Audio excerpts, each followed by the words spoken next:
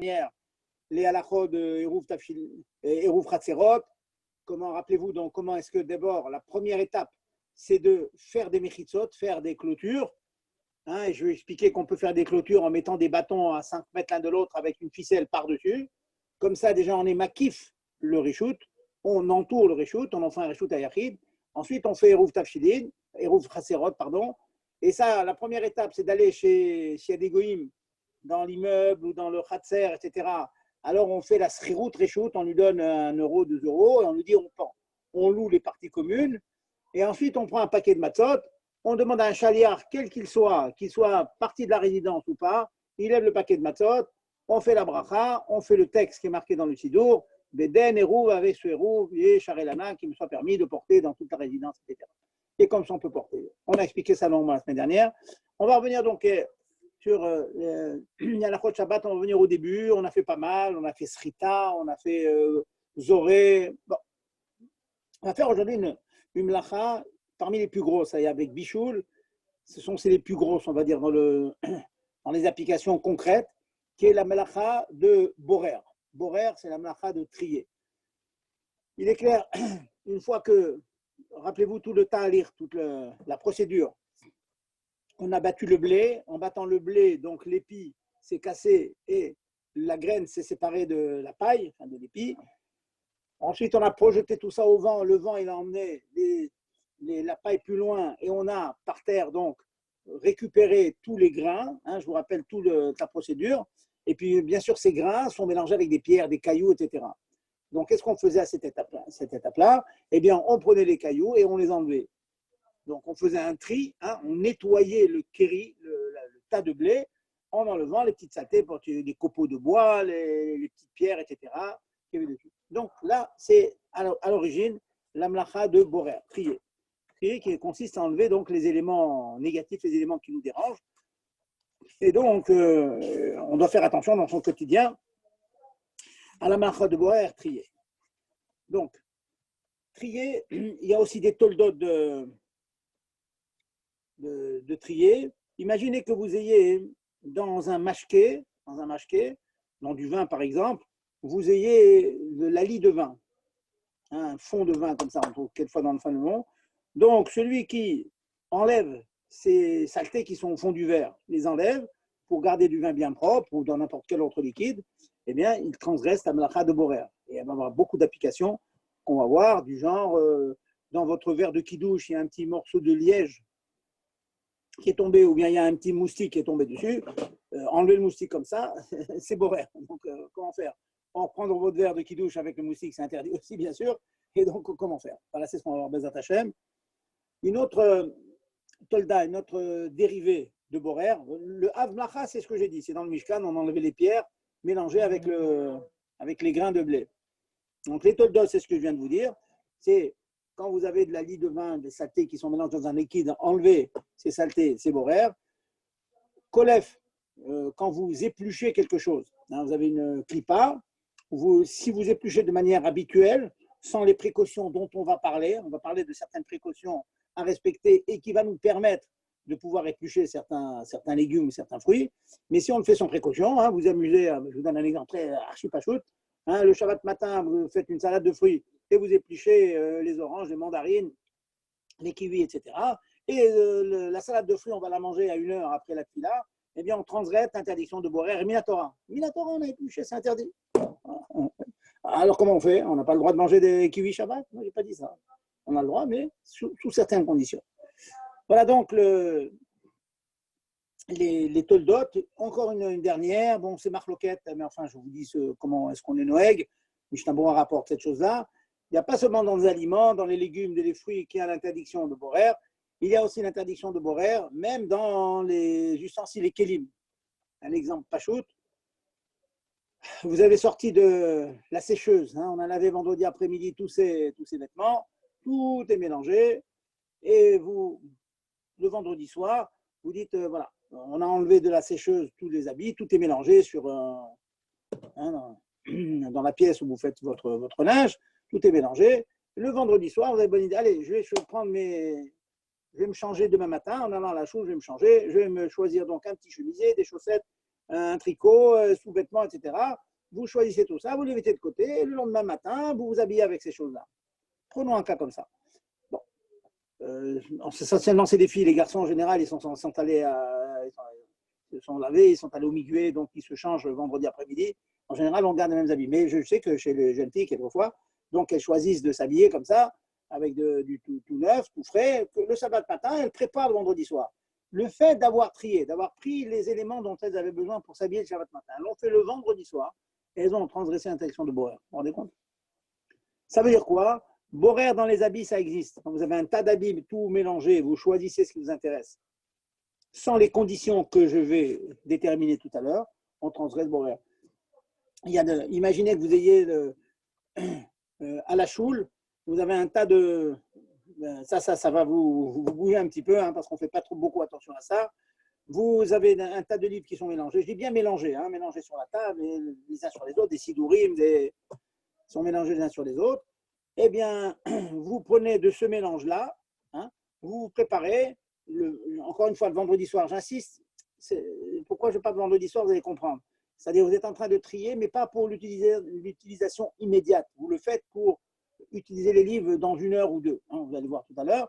Donc, le fait de prendre Chumash, Chitat, Rambam, je choisis donc tous mes livres. Je dis bien mélangés, hein, je ne dis pas des livres sur la bibliothèque, rangés dans la bibliothèque. Je parle de sont mélangés, ils sont tous sur une table, tout mélangés les uns sur les autres. Je tire un Rambam, je tire un Chumash, je tire un Tanya, un Sidour, je mets ça de côté. Demain matin, à la première heure, je fais Chitat Rambam. C'est interdit, parce que j'ai trié, pas pour utiliser les livres tout de suite. Voilà quelques explications concrètes. Hein. Je suis encore dans les généralités pour vous montrer que la malacha de Borer, malacha à laquelle il faut faire extrêmement attention. On est confronté tout le temps à cette malacha, donc il faut vous habituer, hein, que ça devienne une habitude. Bon, avant d'entrer dans les détails, je voudrais quand même vous donner la solution dans de nombreux cas où on peut être Borer, où on peut éplucher, où on peut, etc. Il arrive parfois, prenons un exemple très simple. Vous avez dans un panier des mandarines, des oranges, des pamplemousses. Quand je prends une orange pour la manger, je suis en train de trier l'orange de l'ensemble des fruits avec lesquels cette orange était mélangée. Je suis en train de trier. Alors, si je vous disais maintenant, je n'ai pas le droit de prendre une orange pour la manger, d'ailleurs, on n'a jamais entendu ça. On a toujours pris une orange, mélangée avec d'autres fruits, on la mange. Oui, c'est permis. Pourquoi?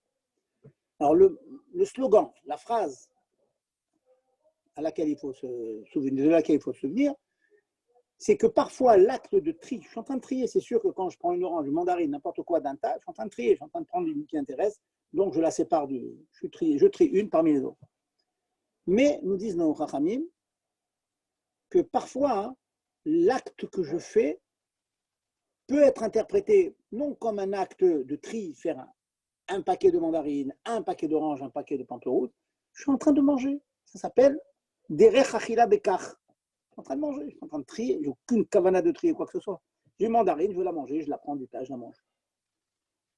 Alors maintenant, c'est bien, mais quand on va déterminer, quand on va décider que l'acte que je fais est un acte de manger derech achila, et quand on va décider qu'au contraire, cet acte que je fais, c'est un acte de tri, comme par exemple, imaginons qu'à la cuisine, vous ayez un panier avec un ensemble de... Ça peut arriver par exemple, vous avez un panier avec des raisins secs, des amandes, des noix épluchées, on va dire épluchées, des pistaches. Et vous voudriez apporter à table que les amandes. Est-ce que vous avez le droit de prendre des amandes de la cuisine et amener que les amandes à table? C'est un tri qu'on est en train de faire là. On est en train de prendre des amandes. On a laissé les pistaches, les noisettes, le reste à la cuisine. On n'a pris que des amandes. Eh bien, des fois oui, des fois non. Quand oui, quand non. Et c'est ça que je suis en train de terminer. Alors, l'acte que je fais peut être interprété comme un acte de derech achila, bekach. C'est comme ça le derech normal de manger. Et ce n'est pas interprété. Ce n'est pas l'onitrachev qui est maasé berira, qui est maasé shel borer. Ce n'est pas considéré comme un acte de borer. Quand on respecte les 3 conditions que je vais vous citer maintenant. Alors, si vous avez un stylo, notez-les. Très facile à dire en hébreu. Beyad miyad ochel mitoch absolet. Traduction. Beyad avec la main. Miyad, tout de suite. Ochem itor absolel, prendre le bon du mauvais. Avec la main et pas avec un ustensile. Tout de suite et pas une heure pour manger une heure après. Et prendre le bon du mauvais. Si on respecte les trois conditions que je viens de citer, comme si on tient les halakha, il y a bien sûr un tas de chiton dans la Gemara, des moraïm, des réponses, oui. Mais comme ça, la maskana, la conclusion d'une immense majorité des poskim, c'est que si on répond aux trois conditions que je viens de dire, alors l'acte que je fais est un acte qui est considéré comme un acte de achila, mutar, permis, et pas comme un acte de borer. Alors, on va aller un par un.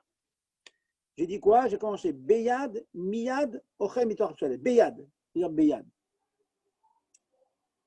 Beyad, lorsque je trie en utilisant mes mains, sous-entendu, et pas avec un ustensile de tri. Pas avec un ustensile de tri. C'est quoi un ustensile de tri? Par exemple, une passoire pour le café, un ustensile de tri. Donc, vous mettez une passoire, c'est un ustensile pour trier. Quelque chose qui est plus fréquent dans notre quotidien, c'est l'économe, l'épluche légumes. L'épluche légumes, certes, c'est un couteau, mais avant d'être un couteau, c'est quelque chose dont la fonction, c'est d'éplucher. Un couteau, il y a beaucoup de fonctions. Entre autres, on peut éplucher. Mais l'épluche légumes, il est fait pour cela. Le Rav des Poskim, je vous cite parmi Rav Auerbach, par exemple, on prend les Shmirat Shabbat Kecheta, l'épluche légumes est un ustensile de borer. C'est interdit les gamrés de l'utiliser Shabbat. Vous allez trouver des cholkim. Hein. Bon, je vous ai dit dans les premiers shiurim, dans tout, vous trouvez des cholkim, dans tout, il y a des marloquettes. À Sedech Harav, et Isalik Nasafek. Il faut se faire un rave et suivre son rave. En tout cas, voilà, je vous donne un grand nom. Shlomo Manor Barach, Mamash, Possède Kador, dit que, et bien d'autres, bien sûr, hein, c'est pas le seul, bien d'autres disent que l'épluche légumes, c'est un ustensile de borer. Ça veut dire, si j'ai la bonne idée de prendre mon épluche légumes, d'éplucher une orange, éplucher une pomme de terre, éplucher un kiwi, avec l'épluche légumes, même que j'ai l'intention de manger tout de suite, c'est un peu derrière là, je veux manger, j'épluche pour manger. Dans la mesure où j'utilise un ustensile destiné à être borer, c'est légal à soi. Donc, notez bien, souligné, encadré, l'épluche légumes est banni pendant Shabbat. Bon, banni pour éplucher, bien sûr. C'est un keli chez martoli sourd, il est mouxé. On peut l'utiliser pour une utilisation permise. Hein, si vous voulez faire un trou, je vous ai expliqué, je pense, dans des shiurim, que quelquefois c'est bien de faire un trou dans le bouchon pour éviter de faire un binyan bekeli. Bon, on peut l'utiliser pour autre chose, mais pas pour éplucher. Comme un marteau. On a le droit de prendre un marteau pour casser une noix de coco, par exemple. C'est bon que c'est un marteau, mais casser une noix de coco, un jour, je vais vous donner rapidement les klalim, c'est keli chez marteau iso. C'est un ustensile dont la fonction, c'est de faire un iso. Un marteau, c'est pour planter des clous. Les tzorer me como au gouffo. J'ai besoin de gouffo. J'ai besoin du marteau, pas pour planter un clou, mais pour casser notre coco. Non, pour casser notre coco, j'ai le droit. Je vais manger le fruit qu'il y a dedans. Je prends le marteau, casser notre coco. Si maintenant j'ai besoin de l'épluche légumes, par exemple, pour casser un peu mieux l'écorce, bon, la malo, je peux le faire. Mais éplucher, c'est complètement interdit. Première condition, je disais, beyad. Trier avec la main, pas un ustensile, de tri. Et j'insiste à chaque fois, je suis médaillec, un ustensile de tri. Ça veut dire, si c'est un ustensile qui n'est pas un ustensile de tri, fourchette, couteau, ce n'est pas des ustensiles de tri. Fourchette, couteau, pour les gens un peu raffinés, c'est pour ne pas mettre les doigts dans la soupe. Hein, c'est pour couper un morceau de viande, du poisson, etc. Donc, ça s'appelle yad arichta. C'est la main, le prolongement de la main, le couteau, la fourchette. Donc, il est clair que si je prenais le couteau et je commençais à éplucher mon kiwi avec un couteau, ça ne s'appelle pas que je l'épluche avec un ustensile de tri. C'est comme si je le faisais avec la main, mais c'est plus pratique avec un couteau. Vous voyez. Par contre, l'épluche légumes, aussi bien qu'il a forme de couteau comme ça, ou celui qui est, pour les concombres comme ça, il y en a, hop, il faut des petits lamelles comme ça. Ça, vraiment, ce sont des choses qui ont été façonnées, qui ont été bâties pour, créées pour trier, c'est interdit. Donc, pour éplucher des légumes ou des fruits, déjà, première condition, c'est avec la main ou un couteau, mais pas un ustensile. Deuxième condition dont j'ai parlé déjà beyad de l'obekeli, miyad. Un tri en général, on trie pour utiliser dans une période ultérieure. l'époque du Mishkan, on triait, on enlevait les pierres, on se retrouvait avec les grains de blé, on les écrasait, on les farine. Ce n'est pas pour l'utilisation immédiate. Dans la mesure où je fais un tri pour l'utilisation immédiate, ça ressemble plus à un acte de préparation à manger, je mange tout de suite. Donc, dans la mesure où j'épluche mon kiwi, ou le poisson qui est mélangé avec les épines, etc., je le fais pour manger tout de suite, ça commence à ressembler davantage à un acte de manger qu'à un acte de trier. C'est très fin, hein, il faut bien attraper les nuances. Donc, deuxième condition pour que ça soit permis, et on aura besoin des trois, hein, méfiez-vous, c'est de le faire pour le manger ou l'utiliser tout de suite. J'ai parlé tout à l'heure du cas d'habits mélangés. Les habits sont sortis de la sécheuse, je prends un tricot, etc. J'ai le droit de prendre, dans la mesure où je veux mettre ce tricot, cette chemise, je dis bien mélanger, hein, c'est bien mélanger, un tas qui est sorti de la sécheuse. Si chaque chose est à sa place, il n'y a pas de boraire. Pour que ce soit boraire, il faut déjà que ce soit mélangé. S'il n'y a pas de mélange, il n'y a pas de boraire. Pas de mélange, il n'y a pas de tri. Mais si c'est mélangé, alors il y a 8 boraires. Je dois le faire pour une utilisation immédiate. Immédiate égale, alors je vous donne en général le chiffre qui est marqué dans le... Comme toujours, il y a encore beaucoup de discussions dans tout. En général, on tient que c'est une demi-heure.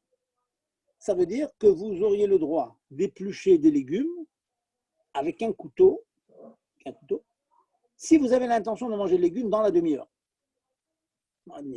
Mais si vous le faites pour manger 2 heures ou 3 heures après, c'est catastrophique.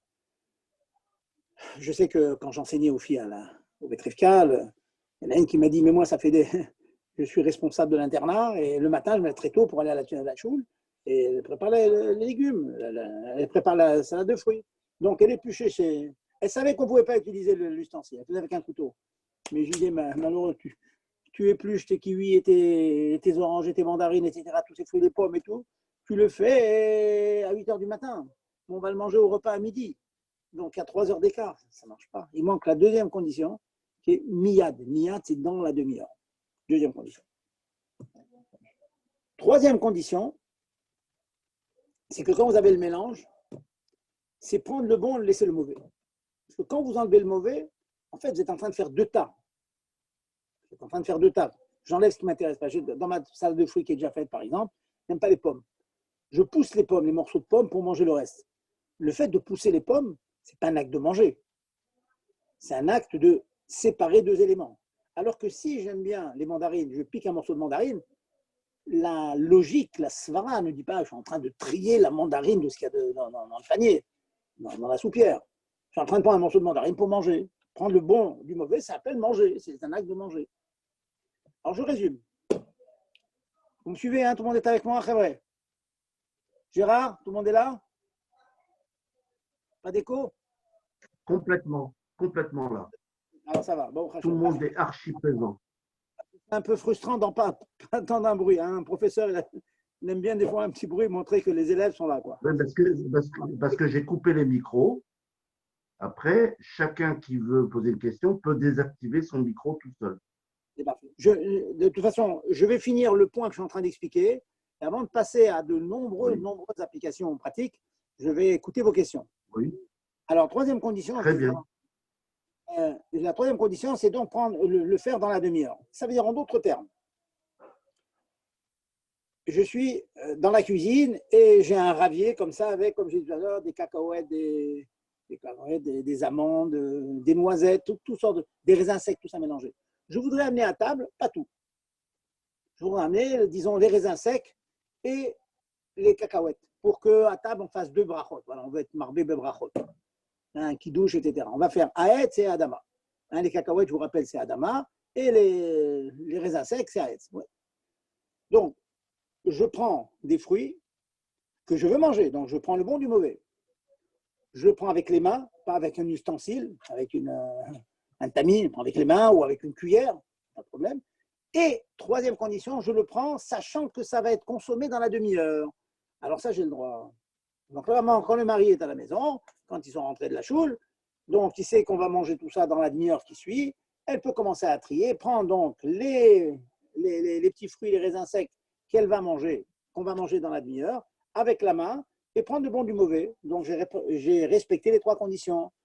Beyad avec la main, Miyad pour manger dans la demi-heure, et Ochel mitoch obsolète, elle a pris le bon du mauvais.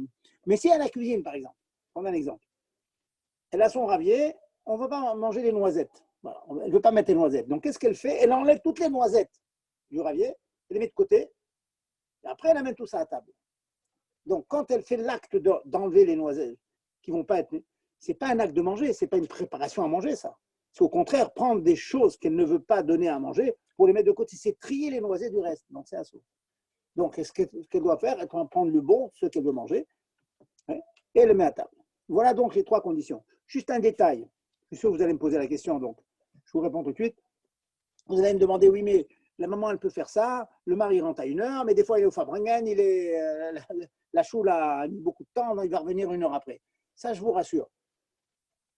Quand on dit une demi-heure, d'abord, s'il y a beaucoup de salade de fruits à faire, disons, il faut faire pour un séminaire, par exemple, une grande famille, s'il faut 1 heure pour préparer la salade de fruits, elle ne va pas commencer à préparer dans la demi-heure. Ça ne sera jamais prêt. Donc, ce qu'elle doit faire, la maman ou c'est la responsable, elle doit commencer à faire sa salade de fruits épluchée et tout, suffisamment tôt pour que ce soit prêt dans la demi-heure. Ouais, en fait, c'est la fin de la préparation qui est dans la demi-heure. Dans la demi-heure, c'est prêt à être mangé. Ouais, c'est comme ça que ça marche. Et donc, inversement aussi, si maintenant elle prépare, bon, le mari, en général, il rentre à 1h. À 12h30, elle a commencé à faire ses salades de fruits, elle a commencé à faire ses préparations. Maintenant, le mari, il est rentré à 1h30. Il y a eu un kidouche à la choule, il y a eu quelque chose de spécial. C'est pas grave. Parce que dans la kavana de la personne qui a préparé, qui a fait ce tri qu'on va interpréter comme un acte préparatif à manger, ça devait être mangé dans la demi-heure. Donc ça n'a pas été parce qu'il y a eu diverses... on est un cas de force majeure. Ça s'appelle Samour la Seouda.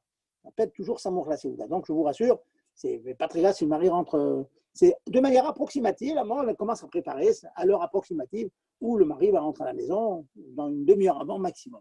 Voilà tout le fonctionnement donc, de la mlacha de Borer et des solutions quand on peut interpréter l'acte de Brira comme un acte de Achila, comme un acte de manger ou de préparation à manger. Allez-y, posez vos questions et on continuera ensuite la deuxième partie après. Est-ce qu'il y a des questions?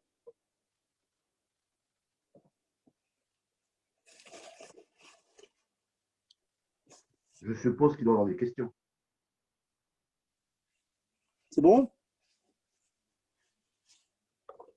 Donc, il n'y a pas de questions.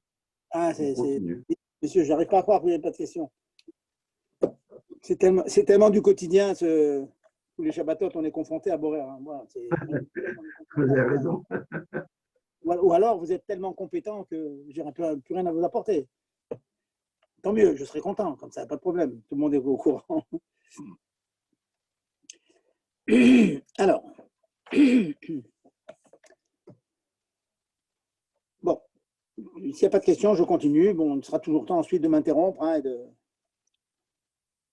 Je vous ai dit tout à l'heure qu'il y a des toldot, des dérivés de Borer. Le Borer initial, d'origine, c'est les pierres, les saletés qu'on enlève des grains de blé. Mais un petit élément comme une moustique ou un morceau de liège tombe dans un liquide, ou bien les shmarim, la lie de vin, c'est considéré comme mélangé avec le liquide dans lequel elle est trempée. Donc, un problème de Borer. Alors, si maintenant, prenons un cas concret, hein, je vais essayer de vous donner des cas concrets.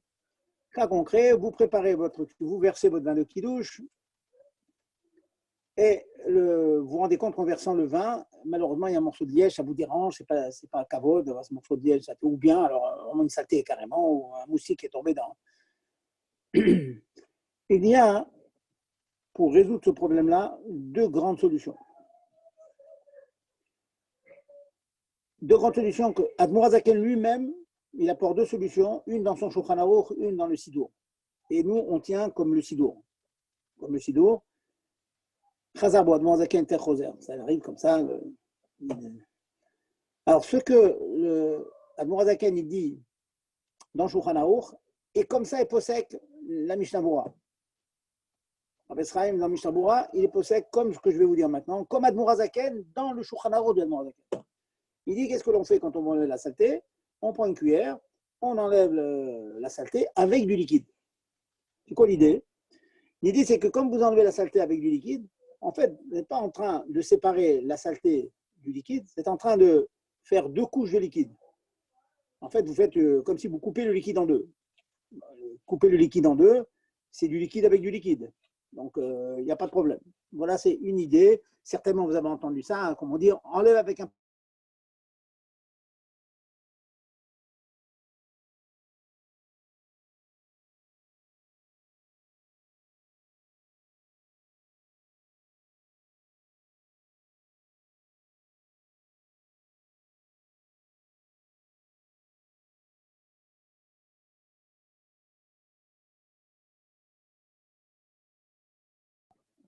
C'est considéré un peu comme si vous prenez, vous tirez le bon à vous et le mauvais reste derrière.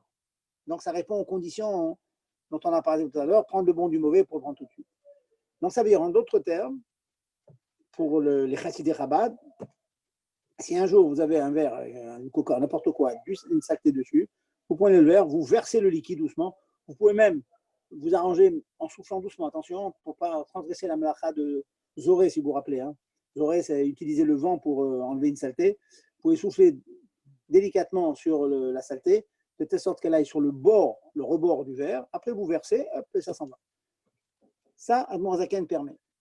Voilà. Donc, si vous avez une petite saleté dans un liquide, dans une assiette, n'importe où, vous pouvez verser l'assiette jusqu'à temps, avec du liquide, le liquide s'en va jusqu'à temps qu'elle emmène la saleté avec. Ça, c'est moutard. Vous gardez l'assiette avec le liquide purifié, nettoyé. Est-ce que je peux, est-ce que je demande au public, est-ce que votre micro est ouvert? Est-ce que vous pouvez l'activer? Parce qu'il y a quelqu'un qui me dit qu'il n'arrive pas à activer son micro. Mais moi, voilà, je l'active. C'est bizarre quand même. A priori, oui, si les gens peuvent pas. Non, on peut pas. Donc, on me dit qu'on peut pas. Alors que,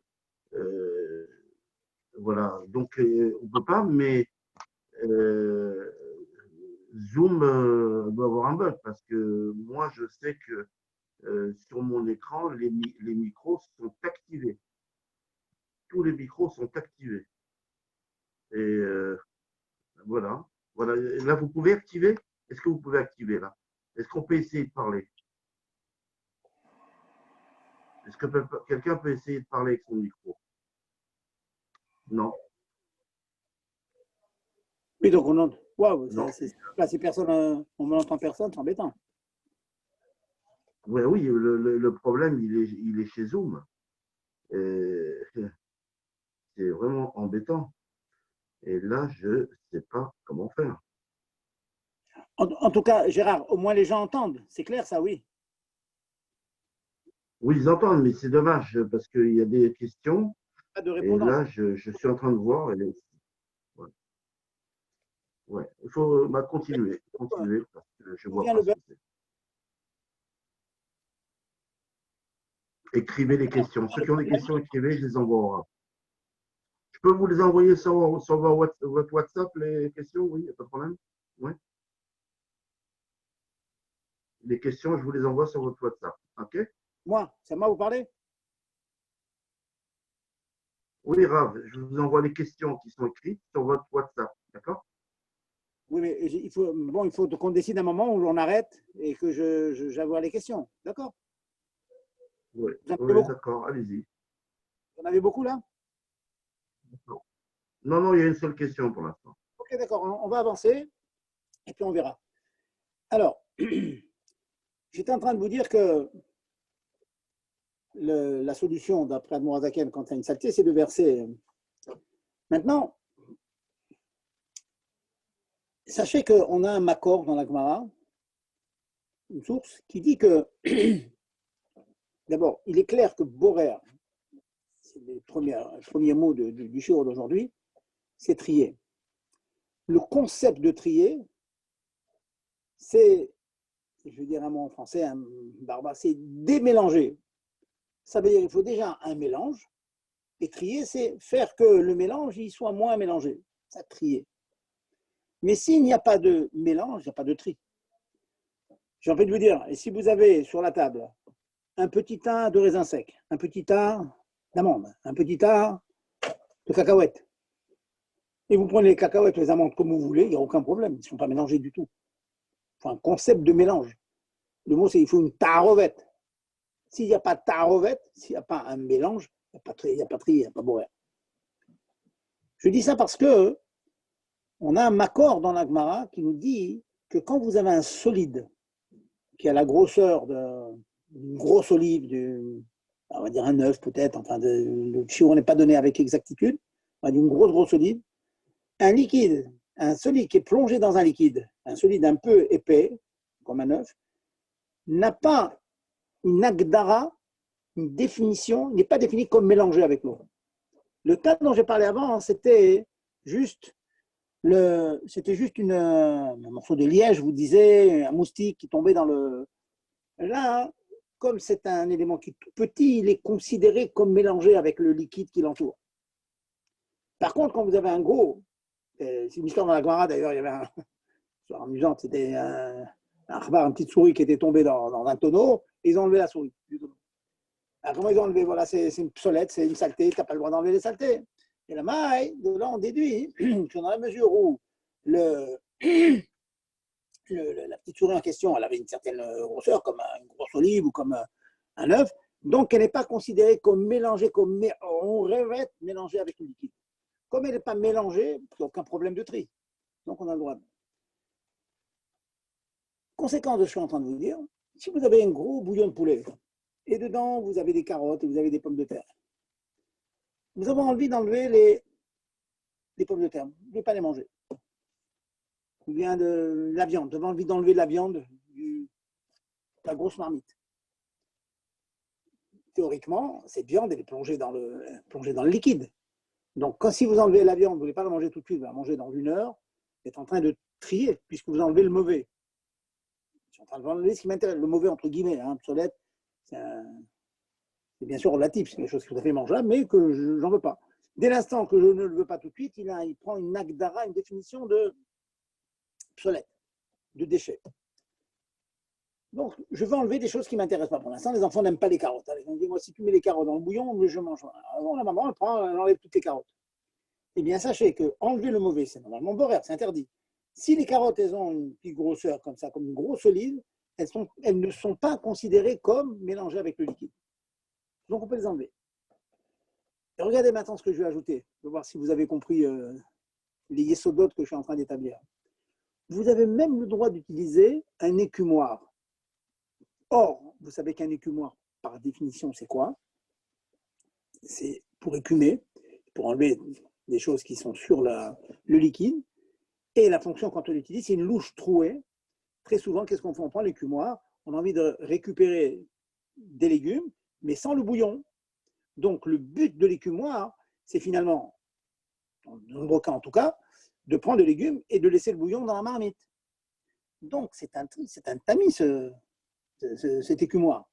Or, je vous ai dit que dans les 3 conditions pour permettre, c'est Beyad Miyad Ochel Mitorat Sored. Avec la main et pas avec un ustensile. Donc, je suis en train d'utiliser un ustensile de borer, c'est assourd. Comment je peux utiliser un écumoire?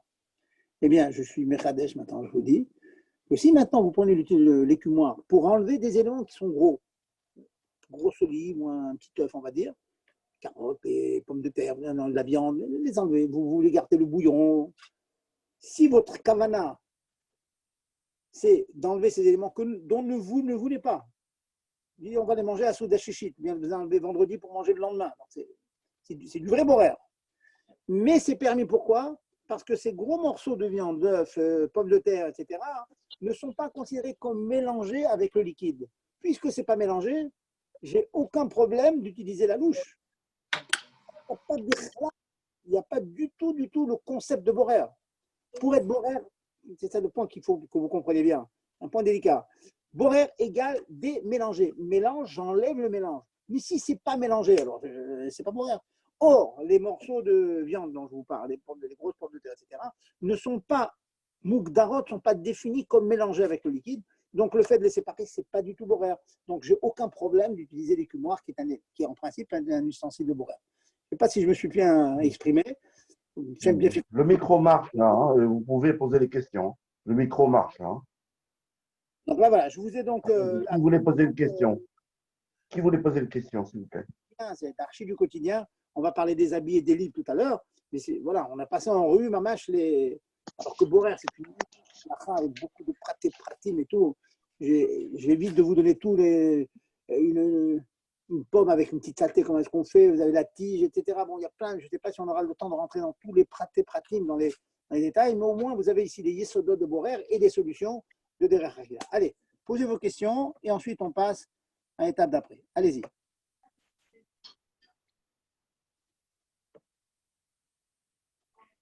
Rien? Ça remarche, Gérard? Ben, normalement, ça marche, mais alors, comment procéder pour préparer un poisson? Est-il possible de préparer son filet et séparer toutes les arêtes? On doit conserver le poisson au fur et à mesure.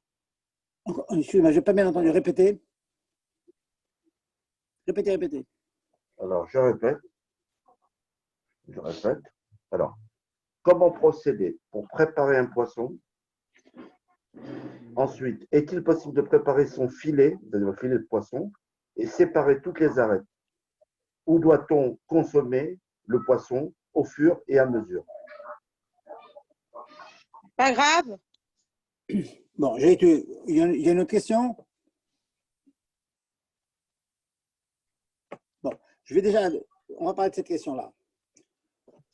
Bon, pour le poisson, sachez une chose, c'est qu'il y a beaucoup de discussions, il y a un grand bureau à la qui essaie de trouver un limout-route pour les gens qui ne font pas attention, qui enlèvent les épines, etc. Il y a un limout-route, on appelle un limout-route, essaie de comprendre que c'est peut-être pas si interdit. Mais je vais vous donner les solutions pour faire les choses vraiment comme il faut, parce qu'on touche quand même, malgré tout, on touche quand même un Issur Torah. Alors, je vais expliquer. Gérard, je vois des fois des petits messages sur mon écran. Je n'ai pas entendu telle chose. Bon, je ne sais pas de quoi. Si vous avez, renvoyez-les-moi. Alors, je vais vous dire. Si vous voulez donc préparer le poisson, une des raisons pour lesquelles dans le monde ashkénaze, on prend des gefilte fish, c'est pour éviter les problèmes de tri dans les poissons. Hein. Vous savez très bien. Alors, il faut le faire avec les conditions que j'ai exprimées tout à l'heure. Je vais les répéter brièvement. De faire du temps absolu. Avec la main, pas avec un ustensile. Dans les poissons, on appelle amis. Donc, c'est couteau fourchette, vous pouvez le faire. Donc, qu'est-ce que vous faites avec un poisson? C'est trop fort. Hein. Vraiment, c'est fort. Parce que c'est hyper fort. J'entends même pas ce que je. Ok. Donc, qu'est-ce que je fais avec le poisson? D'abord, je commence à ouvrir le poisson. Sachez que enlever la peau de poisson, comme le poulet de poulet, c'est un petit peu comme éplucher un fruit. Si vous le faites pour l'utilisation immédiate égale une demi-heure, vous avez le droit d'enlever la peau comme ça, déjà. Ensuite, vous ouvrez le poisson en deux. Il y a la partie avec l'arête, la partie sans l'arête. Vous mangez la partie où il n'y a pas l'arête. Ensuite, pour manger la partie où il y a l'arête, elle est collée au poisson, vous glissez un couteau ou une fourchette entre l'arête et la chair du poisson, vous les décollez et vous tirez la chair que vous allez manger. C'est-à-dire que vous allez constamment utiliser les trois conditions dont j'ai parlé, à savoir toujours prendre le bon du mauvais et laisser le mauvais. Maintenant, si vous avez une épine, par exemple, dans laquelle, ça arrive plus souvent dans le poulet, cette chose-là, vous avez une épine ou bien un os de poulet avec de la chair. Il n'y a pas de problème de prendre l'os de poulet ou l'épine de poisson. Si vous voyez qu'il y a un morceau de chair collé, vous le prenez, vous le mettez dans la bouche, hein, avec précaution, dans la bouche, et vous tirez la chair. Parce qu'en fait, vous n'êtes pas en train d'enlever le mauvais, vous êtes en train de prendre encore du bon que vous allez manger. Ensuite, dans la main, il vous restera l'épine ou l'os que vous posez dans votre assiette. Ça veut dire, pour répondre à la question, effectivement, pour manger du poisson pendant le Shabbat, si ce n'est pas du gefilte fish, si c'est le poisson marocain, etc., où il y a encore les épines, il faudra toujours prendre des précautions, de toujours prendre le bon et de laisser le mauvais. Toujours comme ça, sauf la peau. La peau, on a le droit de l'enlever parce que ça s'appelle derech achila. Derech achila, pour accéder à l'intérieur du poisson, il faut enlever la peau. Encore que même ça discute, mais ça, vous pouvez prendre le éther. Parce qu'il y a une question que vous pourriez me poser. C'est que quand on épluche un fruit, on est en train d'enlever le mauvais. Or, une des conditions que j'ai dit, c'est d'accéder directement au bon et de laisser le mauvais. C'est une question. Bon, la réponse, elle est toute simple. C'est que c'est évident que pouvoir manger un fruit avec une écorce, n'y a pas le choix. Le seul accès possible à l'orange, c'est d'enlever ce qui l'entoure. Donc, ça s'appelle des RRS. Ce n'est pas que je suis en train d'enlever le mauvais, je suis en train d'accéder au bon. Et le seul moyen d'accéder à ce qui est intérieur, c'est d'enlever la peau. Ça s'appelle des achila. Donc, c'est la raison pour laquelle on permet. Donc, pour le poisson, aussi, on utilise cette svara-là. Et ce que je dis, c'est mamache applicable dans tout. Vous êtes en train de manger un morceau de poulet, vous avez une cuisse de poulet ou une fourchette couteau, vous coupez la chair, mais ne vous amusez pas à dire maintenant je vais enlever toute la chair, j'ai bien gratté toute la chair de l'os, comme on fait dans la semaine parfois, on enlève toute la chair de l'os, une fois qu'on a l'os dans la main ou dans la fourchette, on la met de côté et on mange la chair. Là, j'ai enlevé le mauvais, il ne faut pas faire comme ça. Il faut manger la chair, il faut manger le bon, laisser le mauvais. Et ensuite, il peut arriver, il arrive très très souvent, que l'os en question, dans les cuisses de poulet par exemple, il reste un morceau de chair dessus. Là, c'est parfaitement permis de prendre même à la main ou à la fourchette, au couteau comme vous pouvez. Vous le prenez dans la main. Et ça, vous n'êtes pas en train d'enlever l'os, vous êtes en train de le prendre dans la main pour pouvoir grignoter les derniers morceaux qui restent dessus. Ça, c'est permis. C'est une autre manière de prendre le bon et de laisser le mauvais. Vous voyez? Ça, c'est la méthode. Allez-y, autre question.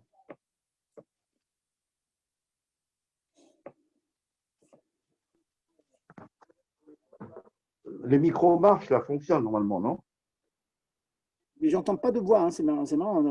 À part votre voix, j'entends aucune autre voix.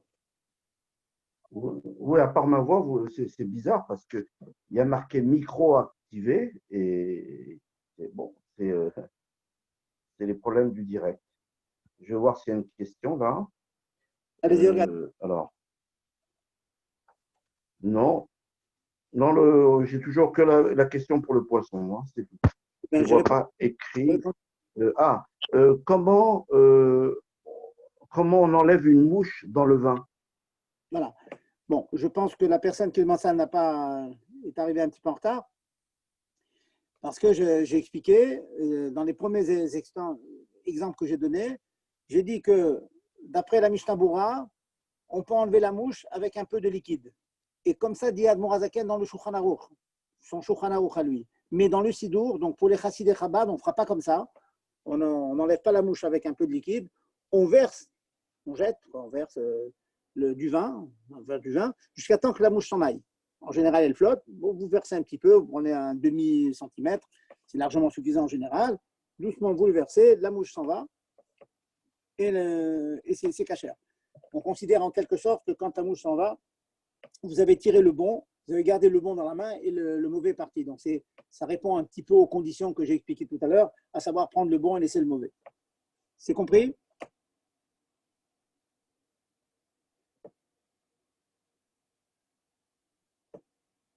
Raph, c'est valable pour tous les liquides? On écrit la question. Est-ce que c'est valable pour tous les liquides ou que le vin? Parce qu'en fait, le vort, c'est que la mouche est considérée comme mélangée avec le liquide dans lequel elle est plongée. Donc, il y a un problème de boraire qu'on résout, ou bien, comme je vous dis, en prenant du liquide, et on va considérer qu'on a coupé le liquide en deux, c'est pas de la brera, ou bien, comme il dit Admor HaZaken, on verse, et donc ça veut dire qu'on prend le bon et on laisse le mauvais. Autre question? Encore une autre question? Vous pouvez écrire. Oui. Peut-on enlever tous les légumes d'un sac car certains sont pourris et on a peur? Si vous avez un sac de légumes, on parle que vous allez le manger pendant Shabbat, sinon vous n'allez pas le toucher. On peut imaginer qu'il y ait des légumes, des carottes, il y en a certaines qui ont un petit peu abîmé. Donc vous prenez tout le paquet de carottes, on va dire, ouais. Le paquet de carottes, et vous regardez bien, une qui n'a pas l'air abîmée, vous la prenez, vous la mangez. Alors maintenant, si vous tombez sur une qui a une saleté, alors là, vous allez appliquer encore les mêmes principes que j'ai exprimés avant.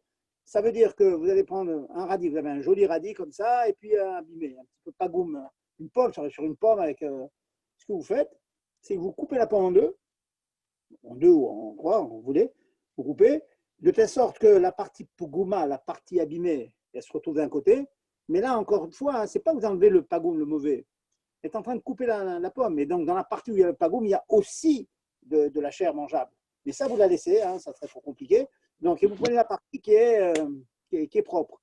Et si on veut continuer le raisonnement, si vous avez bien attrapé, la partie où il y a encore la saleté, vous pouvez prendre fourchette et couteau et couper en prenant chaque fois les parties qui ne sont pas abîmées. T'attends que vous laissez finalement la saleté. C'est-à-dire on attaque toujours le bon et on laisse le mauvais. Rav, je profite, là, vous m'entendez? Oui, parfaitement. Ah voilà, il remarche le micro alors. Ouais, Vous savez, on vous entendait pas pour l'histoire du vin avec la mouche, c'est pour ça que la question a été reposée. Ah, bon, il n'y a pas de problème. Alors, posez les questions, je suis prêt à recommencer. Y a pas de problème. J'ai pas très bien compris, si je peux me permettre, la salade de fruits. Oui. Donc, c'est-à-dire, non, pas l'histoire d'une demi-heure, tout ça, la personne rentre une demi-heure après, tout se passe bien, parce que c'est… Très bien, très bien.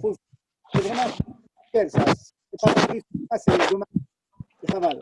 Je vous entends pas, je vous entends pas, je vous entends pas. Je répète. Oui. Pour pouvoir tourner de Borer en un acte de Akila qui est permis, il faut qu'il y ait trois conditions. Trier, éplucher avec un couteau et pas avec un ustensile. Et troisièmement, pour du mauvais. Quand je parle à la salade de fruits, à 8h du matin, Shabbat, de fruits, j'imagine mal une salade de fruits où on n'épluche pas des fruits. On est d'accord? Ah oui, oui. Voilà. Or, j'ai plus à 8h du matin. Et je vais la manger quand, ma salade de légumes? Après manger, oui. Ouais. Ça veut dire que je suis en train d'éplucher maintenant.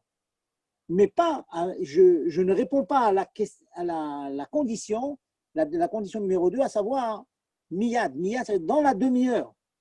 Or, si vous faites à 8h du matin, si vous allez manger entre 8h et 8h30, il n'y a pas de problème. Mais quand vous allez manger votre repas à midi ou à 1h, donc vous avez trié pour manger 4 heures plus tard. Ça, c'est un acte de tri et ce n'est pas un acte de achila. C'est ça le point de la salade de fruits. Maintenant, si vous faites une salade de fruits, mais vous n'épluchez rien, je n'ai pas dit que c'est assaut. Si les fruits sont épluchés depuis la veille, par exemple, vous ne faites que couper les fruits et ajouter un petit peu de sucre, par exemple, je n'ai pas dit que c'est assaut. Si bien sûr vous coupez en trop petits morceaux, rappelez-vous, on a fait la mlacha de Tochen déjà dans les semaines passées, pas de couper en petits morceaux, mais s'il n'y a pas de pluche, s'il n'a pas épluché un fruit, il n'y a pas d'horreur, je suis d'accord avec vous, il n'y a aucun problème. Mais moi, je vois mal une salade de fruits sans qu'il n'y ait pas des pommes, on les épluche, les poires, on les épluche, les oranges, les kiwis, tout ça, ça s'épluche. Or, éplucher, c'est permis dans la demi-heure qui précède la consommation. Le matin à 8h, 9h du matin pour manger à midi au repas, c'est assaut. Donc, le plus simple, c'est de préparer la salade de fruits une fois que je suis rentré à la maison. Voilà. Ou bien la maman, par exemple, si elle ne va pas à la choule, elle dit approximativement, mon mari rentre vers midi et demi, à midi, je commence. Elle peut le faire. Et j'ai dit tout à l'heure, je répète si vous ne l'avez pas entendu, même si le mari il revient pas en retard, ce n'est pas grave. C'est une approximation. Il rentre après midi d'habitude, la maman, elle commence, Samour l'achila, une demi-heure avant, comme on dit la Mishnah dans Psachim, Samour le mincha, Samour, ça vient une demi-heure avant. Une demi-heure avant, elle prépare. Maintenant, s'il rentre 3 quarts d'heure après, c'est pas grave. L'intention est d'être mangé tout de suite. Oui, bonsoir Rav, j'aurais une question à vous poser, vous m'entendez? Oui, très bien. Est-ce que on pourrait faire de la manière suivante? J'ai une cinquantaine de personnes qui arrivent à midi. Ma femme, à 8h, elle a fait toute la salade. Évidemment, on est trop loin des midi. Mais qu'est-ce qu'elle fait? Elle goûte un peu de cette salade de fruits qui va être donnée à 50 personnes. Est-ce que ça serait une astuce qui passerait? Non, ça ne marche pas parce que ça s'appelle une harama des mouchach. C'est une harama. On voit très très bien que personne ne vous fait 5 kilos de salade de fruits pour manger un petit peu. C'est sûr que non. Par contre, ce qu'elle peut faire, si elle le désire, si maintenant elle estime qu'il lui faut 2 heures pour préparer une salade de fruits pour 50 personnes, elle peut commencer suffisamment tôt pour finir dans la demi-heure. Ça oui. Il faut 3 heures de travail, elle ne peut pas commencer une demi-heure avant, ça ne sera jamais prêt. Vous voyez le point, ça c'est la Nekuda. Mais si, elle a le droit de commencer plus tôt, mais il faut bien dans la demi-heure. Mais dire maintenant, je vais faire travail de 8 à 9, on va manger à midi, je ne pas 8 à 9, mais je vais goûter un petit morceau de pomme, etc. Ça ne marche pas. D'accord. Merci Rav. Voilà. Autre question? Allez-y. Je ne vais pas te dire de… Oui, on vous écoute.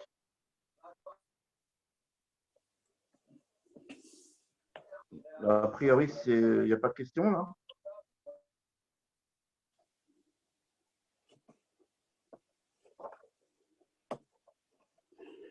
Bon, s'il n'y a pas de question, alors je vais continuer avec une halakha qui est souvent demandée. Comment est-ce qu'on fait du thé? Dans la semaine, prenez un sachet de La, thé, la viande, question, Rav, elle est écrite, la question. Je vais essayer de vous la lire.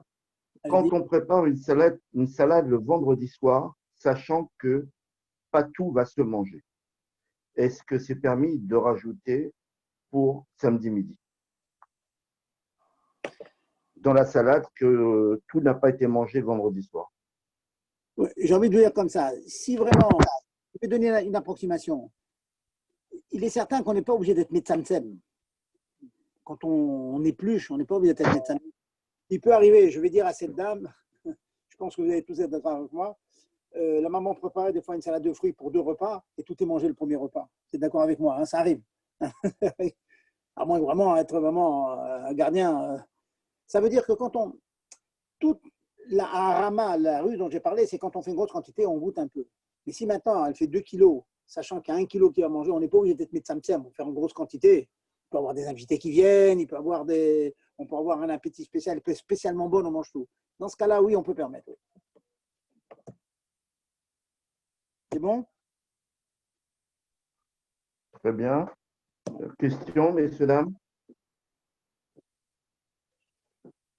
Merci, très bien. Bon, je pense que toutes les questions ont été posées. Alors, je vais arriver maintenant le thé. Je vais parler du thé. Alors, je ne parle pas de bichoul. Hein, on va dire. Je peux vous poser une question pour le thé, moi-même, Rav Zerbib. Oui. Il y a toute une discussion sur les thés, sur le sachet de thé.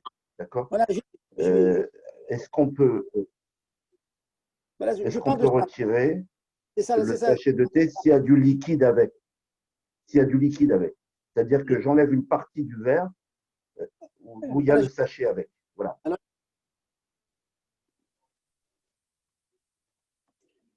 c'est une bonne question parce que ceux qui ont bien suivi, c'est une occasion de faire Khazara, de réviser les yesodotes, les fondements que j'ai expliqués ce soir. Alors, je vous évite, alors j'évacue complètement le problème de bichoul, de cuir. On va dire, parce que dans quel chéni, il y a beaucoup qui interdisent, même dans quel chichi, il y en a qui interdisent de faire le thé. On va dire, vous êtes dans un kéli qui est chaud mais pas brûlant. Voilà, j'évite le problème. On fera un autre chiour sur le bichoul. Donc, on va dire, ou beaucoup de postes qui me permettent dans Kedish Lishi ou Révi. Voilà, on a refroidi un peu. Donc, je ne veux pas du tout parler du problème de cuir. Donc, il n'y a pas de problème de cuisson. Vous avez le droit de prendre 2 sachets de thé, le mettre dans l'eau. Je vous ai expliqué dans un chiot précédent, on a parlé de Tsovea, que le fait de colorer l'eau, ce n'est pas grave. En svia ba'ochalim. Pas l'interdiction de teindre les liquides. Liquides mangeables, quoi. Donc le thé se fait, hein, il s'infuse, il donne son goût à l'eau. Maintenant, en semaine, qu'est-ce qu'on fait? Très souvent, on prend sa sachet de thé par le bout et puis on secoue un petit peu les dernières gouttes. Ça, c'est rigoureusement interdit. Enlever le sachet de thé, secouer comme ça, c'est rigoureusement. Pourquoi?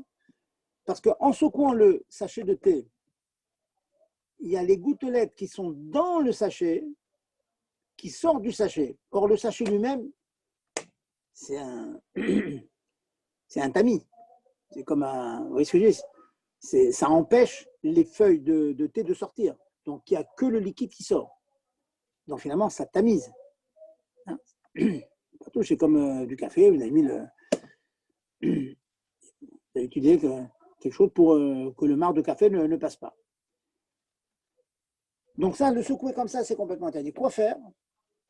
Une solution, c'est de laisser le sachet de thé au fond du verre, de boire votre verre de thé. Pas très pratique, mais ça peut être une solution. Une deuxième solution, alors écoutez-moi bien, c'est de prendre une grande fourchette, ou une grande cuillère, de prendre tout le sachet de thé et de le sortir. Alors, écoutez-moi bien. Le sachet de thé lui-même, comme il est assez gros, il n'est pas considéré comme mélangé avec tout le liquide. Comme l'histoire que j'ai racontée tout à l'heure, un œuf ou une grosse olive qui est dans un liquide. Donc lui, il n'est pas moura avec je peux l'enlever. Quel est le problème? C'est que si je l'enlève comme ça en tirant le fil, même s'il n'est pas mélangé avec l'ensemble de liquide qui est dans le verre, mais à l'intérieur du sachet, il y a des gouttes. Donc le fait que ces gouttes sortent du sachet, elles se trient. Ça, c'est interdit. Mais quand j'enlève avec une cuillère, il n'y a rien qui se trie. les gouttes qui sont à l'intérieur du sachet, elles vont rester dans la partie convexe de la cuillère, vont rester dans la cuillère. Donc, il n'y a pas de problème de trier les gouttes qui sont dans le sachet et qui vont sortir du sachet. Donc, en deux mots, je Une résume. cuillère ou un autre verre, Rav. Ou Un autre verre. quelque chose pour sortir, le Si je sachet. le verse dans un autre, Non, si je ça, le verse dans un autre verre avec le sachet. non, là, si vous dites autre chose, si on veut verser le thé dans un autre verre, on a le droit, il faudra laisser un petit peu de liquide dans le premier verre, parce que si vous versez tout, forcément, il va y avoir les dernières gouttes qui sont dans le sachet de thé qui vont sortir, et ça, il y a borer. Parce que le sachet lui-même, c'est comme un tamis, vous voyez? Ben maintenant, effectivement, ça peut être une solution. Vous versez dans un autre verre, mais vous laissez un fond de thé dans le premier verre. Ou bien vous sortez le sachet de thé avec une cuillère. Mais surtout pas le sortir avec le fil, et comme on fait en général dans les jours de Chol, on secoue un petit peu comme ça. Qu'est-ce que ça veut dire secouer un petit peu? Ça veut dire on sait très bien qu'il y a des gouttes qui sont à l'intérieur du sachet, qui ont bien pris le goût du thé, et on insiste pour qu'elles tombent dans notre verre pour pouvoir le boire. Ça, c'est interdit. Je résume. Un fond de thé, un fond de liquide dans un autre verre avec le sachet de thé, c'est bon. Encore une fois. C'est pas trié. J'ai mon thé. Parce qu'en fait, moi, je veux pas qu'il soit trop fort parce que c'est imbuvable après. Donc, si on le laisse longtemps, le thé devient noir. Alors, donc, je mets le thé, dès que je vois que la couleur convient, je verse du liquide avec le sachet de thé dans un autre verre. Est-ce que ça s'appelle trier ou pas? Attendez, maintenant, il n'est pas devenu trop sombre et vous versez dans un deuxième verre quoi? L'ensemble? Le mélange des deux? Qu'est-ce que vous versez dans le Non, je verse le sachet avec du liquide. Le sachet et du liquide. Et vous buvez quoi? Ce qui reste dans le premier verre?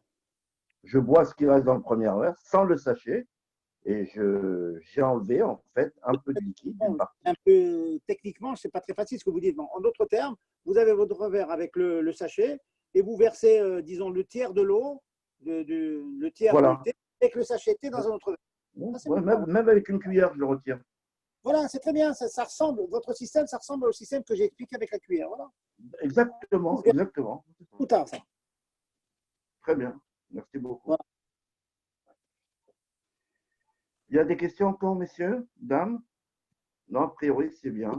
On touche à la fin. On va bientôt faire Mitra par chez nous. Je vous donne un exemple aussi où on peut tomber dans le piège du tri. Écoutez bien. La maman, elle est super macpida. Elle demande à sa fille, bon, on va aller à la choule. Hier soir, vendredi soir, on a fait la vaisselle. Et il y a les cuillères, fourchettes, couteaux qui sont tous mélangés dans l'évier ou sur le plan de travail. Tout est mélangé. Alors, elle dit, s'il te plaît, ma fille, mets la table. On va à la choule, comme ça, quand on rentre, tout est prêt, on s'installe, on fait le kidouche. Et ça veut dire mettre la table, réfléchissons. Ça veut dire que vous avez des fourchettes, cuillères, tout mélangé. Elle va prendre cuillère, fourchette, couteau à la place de papa, pareil à la place de maman, pareil à la place des enfants, tous les invités, etc. Donc, elle a une grande aréma, elle a un grand tas de vaisselle, de couverts mélangés, et elle est en train de choisir par groupe de 3, elle les met chacune à leur place, à la place des invités et des parents. C'est un tri, ça. Si elle le fait pour passer à table dans la demi-heure, ça c'est bien, parce qu'elle prend à chaque fois le bon, ce qui l'intéresse, elle le met à la place de chacun. Mais s'il le fait pour passer à la table une heure plus tard, alors là, c'est un tri auquel il manque la condition de miyad, de tout de suite, ça c'est assourd. Vous voyez, c'est des petites choses, il faut bien penser. Et constamment, on peut être nitkal, on peut trébucher ce genre de choses. Parce que c'est certain, quand vous avez comme ça, les ustensiles mélangés, ils sont mélangés, c'est mélangé. Donc, si tu les démélanges, comme j'ai dit tout à l'heure, tu mets chacun à couteau avec couteau, c'est interdit. Ou bien, imaginez que la maman a dit, oh là là, la cuisine est complètement enfouie et tout. Là, on a lavé la vaisselle. S'il te plaît, range les fourchettes, cuillères dans le tiroir. Or, dans le tiroir, il y a la partie cuillère, fourchette, couteau. Vous êtes en train de trier, pas un plus gros tri que ça. Tu es en train vraiment de mettre couteau avec couteau, fourchette. Oui, bien sûr. Rav Zerbib, il y a une réflexion qui est donnée là dans les questions. Et donc, oui. Jean-Marc nous dit, eh ben, vous m'avez répondu, si on enlève le sachet de Je dis bon, non, il a déjà répondu que non. Il dit que c'est trié. Est-ce que c'est pas trié d'enlever le sachet de thé avec du liquide, du verre, pour le mettre dans un autre verre?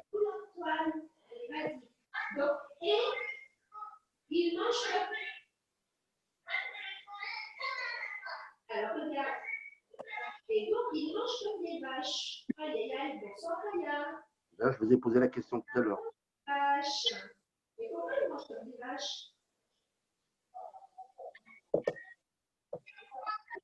Réflexion? Mais pourquoi il mange comme des vaches? Parce Vous nous entendez, Raph? Oui, non, je pas entendu la question là. Ah, Non, pas du alors, tout, je répète. Il a écrit. Non, non, alors, vous m'entendez là? Vous m'entendez? Où je vous entends, mais la dame, j'entends un bruit de fond. Alors, non, alors, juste avant, il y a Jean-Marc qui a écrit: est-ce que enlever le sachet de thé avec du liquide, du thé pour mettre dans un autre verre, ça ne s'appelle pas trier? Non, ça ne s'est pas trié, j'ai expliqué pourquoi. Je répète pourquoi. Parce que j'ai expliqué au début du chiou que quand il y a un ochel, un aliment qui est gros, qui a la grosseur d'un grosse olive, etc., il n'est pas considéré comme mélangé avec tout le liquide qui est autour. Donc, le fait d'enlever tout le sachet il est gros, donc tout le sachet n'est pas mélangé avec le liquide, donc je peux l'enlever. Le seul problème qui reste, et ça je vais répéter plusieurs fois, c'est que si vous ne l'enlevez pas avec une cuillère, vous l'enlevez en tirant le fil, alors il y a un autre tri qui se fait. Ce n'est pas le sachet avec l'eau, c'est l'eau qui est à l'intérieur du sachet et qui va sortir du sachet. Et ça, Ouais, le ouais, sachet, c'est clair. c'est mis et c'est à sourd. Oui, c'est clair. C'est clair? Madame, vous voulez poser une question, madame? Vous pouvez parler, madame. Non? Moi, je vais lire votre question. Si on range les couverts, mais qu'on prend chaque chose et ce qui vient, on le range, est-ce que c'est assourd? Moi, je n'ai pas compris là. Vous pouvez la dire la question, madame Naouri? La question, répétez-moi les mots. Elle prend chaque cuillère et ensuite. Vous pouvez parler, madame Naouri? Madame Naouri, votre micro est mis parce que votre question, vous pouvez parler là, madame Naouri? Bon, alors je vais relire la question. Si on range les couverts, mais qu'on prend chaque chose et ce qui vient, on le range, est-ce que c'est assourd? Alors, Jean. Ah, voilà, vous pouvez parler, madame Naouri, allez-y. je vais répondre à cette question. Je n'ai pas bien entendu, mais je pense que dans ce que je vais dire, il y aura la réponse à madame Naouri. Elle m'écoute là, écoutez-moi bien. Écoutez-moi. Imaginons que sur votre évier, sur le plan de travail, vous avez tous vos ustensiles mélangés. Vous m'écoutez, madame? Oui, maintenant ça remarche. Maintenant ça remarche. Alors ma question, c'est au lieu de trier, je prends par exemple un couteau, je le mets dans l'endroit des couteaux, une cuillère dans l'endroit des cuillères, je trie pas ce qui vient dans ma main, je le mets à sa place. Est-ce que ça s'appelle borer? Ça s'appelle borer à 100%, madame. Parce que c'est vrai que vous les prenez un par un et celui qui vous tombe, le couteau, vous le mettez dans le tiroir des couteaux et des fourchettes ou dans l'endroit des fourchettes, il n'y a pas un plus grand tri que ça. Maintenant, je vais vous donner, j'ai bien compris votre question, je vais vous donner une solution qui ressemble à ce que vous dites. J'espère que tout le monde comprend. Si, pour que ce ne soit pas horaire, il faut que lorsque vous prenez le couteau en question, vous le prenez comme prendre le bien du mauvais, prendre quelque chose qui l'intéresse. Quand vous prenez le couteau, madame, pour le ranger, vous n'êtes pas en train de le prendre pour l'utiliser, avoir une utilisation. Vous dites, c'est derrière là, je le prends pour le manger. C'est pas vrai. Vous le prenez pour le trier, pour le ranger. Par contre, si maintenant votre vaisselle est par exemple mouillée, mais vous avez un chiffon à côté et vous voulez le sécher, avant de déranger, vous le séchez. Alors, vous prenez un couteau, vous le séchez, et quand vous prenez le couteau, vous n'êtes pas en train de le prendre d'Afka pour le trier, vous le prenez pour le sécher. Donc maintenant, ça va être considéré que vous prenez le bon du mauvais, et bon. Parce que je ne le prends pas pour le ranger seulement, je le prends pour le sécher. C'est comme si je prenais mon couteau pour couper une pomme. Je le prends pour lui-même, pas pour le sécher lui-même. Une fois qu'il est dans ma main, je ne suis pas obligé de le remettre dans le tas pour le ranger. Ça veut dire, en d'autres termes, la solution que vous avez proposée est pas bonne, dans la mesure où vous prenez une fourchette, une cuillère, ça pour un but précis autre que de ranger seulement. Par exemple, l'essuyer, pour notre raison. J'aimerais pour essuyer. Donc, ça veut dire, en d'autres termes, vous êtes maquille d'essuyer la vaisselle avant de la ranger, pas la laisser sécher toute seule. Donc, vous prenez un séché, vous rangez, ça, vous avez le droit. Ah, merci. Merci. Est-ce que je peux vous poser une autre question? Et madame, Si j'ai un sac, et dans le sac, il y a plein de petits igloos, c'est des Mr. Freeze avec plusieurs parfums. Et tout ça, c'est dans un sac. Est-ce que les enfants, ils ont le droit de fouiller et de choisir leur parfum ou alors ça s'appelle borer? Parce que pour choisir le parfum, il faut un peu fouiller et écarter les goûts qu'on n'aime pas. oui. Alors, je vous réponds, madame. Dans ce que vous me posez comme question, il y a un terme dans les poskim. Ça s'appelle Derer Chipush. Vous comprenez bien que les enfants ne sont pas en train de trier quoi que ce soit. Ils sont en train de chercher quelque chose qui les intéresse. Oui. Ils sont pas en train de faire ça. Il veut la glace à la fraise. Donc, ça veut dire qu'il est en train de méchapes, il pousse chacun jusqu'à le bon. D'ailleurs, madame, je vais aller dans votre idée. Tout à l'heure, on l'ensemble des vêtements de la sécheuse. Vous cherchez le chemisier. Vous avez le droit de prendre le temps en question, de pousser tous les tant que vous trouvez le bon. Et une fois que vous avez trouvé le bon, vous pouvez le prendre et ça s'appelle, vous allez prendre le bon du mauvais. Vous n'avez pas fait un tri, vous n'avez rien trié, ça reste toujours mélangé. Mais seulement, vous avez été obligé de pousser certains pour arriver au chemisier que vous cherchez. Et une fois que vous l'avez trouvé, vous le prenez, mais vous le mettez, attention, dans la demi-heure pour respecter la condition de l'IAD. Ah, super. Merci beaucoup. C'est bien compris, hein, la logique. C'est très logique, hein, très, très logique. Merci. Je vous en prie. Voilà. Bon, on n'a pas tout fini parce qu'on a le même problème aussi au niveau des livres. Je vais conclure quand même avec les livres. Bon, juste vous dire une chose. Quand les livres sont rangés dans une bibliothèque, on peut avec ça. Les livres rangés, comme vous voyez ici, bon, Hachem, chez moi, j'ai des livres, hein, ils sont rangés. J'ai le droit de tirer les livres qui m'intéressent, même ce que je peux visiter dans la demi-heure. Pourquoi? Parce que des livres rangés les uns à côté des autres, ou bien des chemises dans les armoires, qui sont posés bien rangés les uns sur les autres, c'est pas mélangé, c'est pas un ourage. Donc, il n'y a aucun problème. Je ne suis pas obligé de tirer la chemise d'en bas, prendre le bon du mauvais. Je peux enlever la partie haute et prendre celui qui m'intéresse. Ça ne s'appelle pas enlever le mauvais. De même, sur un porte-manteau, par exemple, dans votre salle de bain, vous avez le pyjama, etc. Et ce qui vous intéresse, c'est le troisième. Vous avez le droit d'enlever ceux qui sont par-dessus pour prendre ce qui est au-dessous. C'est la même chose. Je ne suis pas en train de trier. Le seul moyen d'accéder à ce qui m'intéresse, c'est d'enlever la partie en haut. Je suis en train de trier. Vous voyez. Maintenant, si les livres ne sont pas bien rangés dans la bibliothèque, à la fin de la choule, souvent les gens, mais à la yeshiva, c'est moi, il y a des tables, c'est complètement interdit de dire je vais prendre des chumashim, je vais les ranger, je vais prendre des sidurim, je vais les ranger, c'est complètement interdit. Parce que les livres sont complètement mélangés. Quand je dis bien, je prends les uns sur les autres. Si maintenant ils sont bien posés en tas, les chumashim avec les chumashim, les sidurim, on a fait attention au fur et à mesure qu'on a fait la tfila de les ranger, même qu'ils sont à côté les uns des autres, mais bien les chumashim avec les autres, les chumashim, ça c'est pas méourab, c'est pas mélangé. On peut les ranger. Voilà. Mais sinon, c'est un problème. Voilà. On conclut. Bon, j'espère faire un peu plus attention à Shabbat. Hein, vous voyez, c'est pas compliqué. Pachout, c'est pas compliqué. Mais si c'est des habitudes, il faut prendre des habitudes. On fait attention aux poissons, aux horaires, les plus légumes.